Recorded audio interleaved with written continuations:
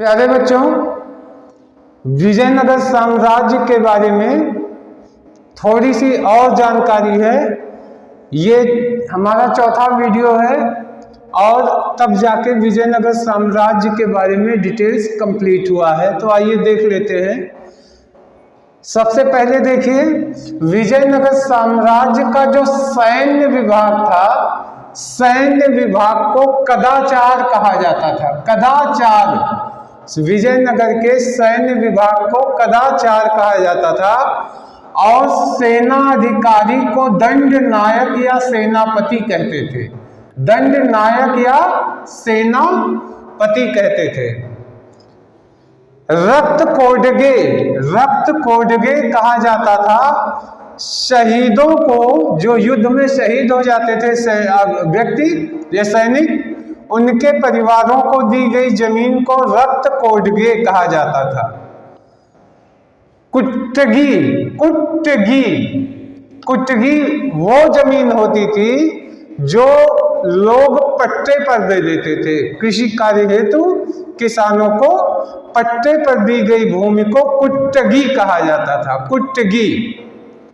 और कूदी, कूदी कहा जाता था उन मजदूरों को जब भूमि का क्रय विक्रय हो जाता था तो उसी भूमि के साथ ये मजदूर भी, उनके मालिक बदल जाते थे, इनको ट्रांसफर कर दिया जाता था। तो इनको जो है कूदी कहा जाता था। यानी वो मजदूर जो जमीन के या मकान के साथ दूसरे मालिक के सुपुर्द हो जाते थे।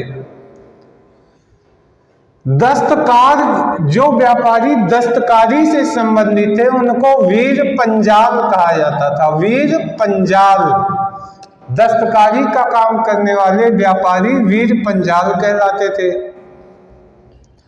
उत्तर भारत से दक्षिण भारत में जो जाकर बस गया उसको बड़वा कहा जाता था। बड़वा, बड़वा कहा जाता था उत्तर भारत से दक्षिण भारत में जाके जो लोग बस गए।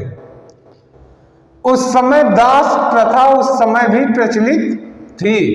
दास प्रथा में मनुष्यों का क्रय विक्रय किया जाता था और उसको कहा जाता था वेश्यवग। वेश्यवग कहा जाता था। मंदिरों में जो स्त्रियां रहती थी, मंदिरों में रहने वाली स्त्रियों को देवदासी कहा जाता था। इनको राजा की तरफ से आजीविका के लिए या तो भूमि दी जाती थी या नियमित रूप से इनको वेतन भी दिया जाता था। तो प्यारे बच्चों, इस सूचना के साथ विजयनगर साम्राज्य के बारे में जानकारी पूरी हुई।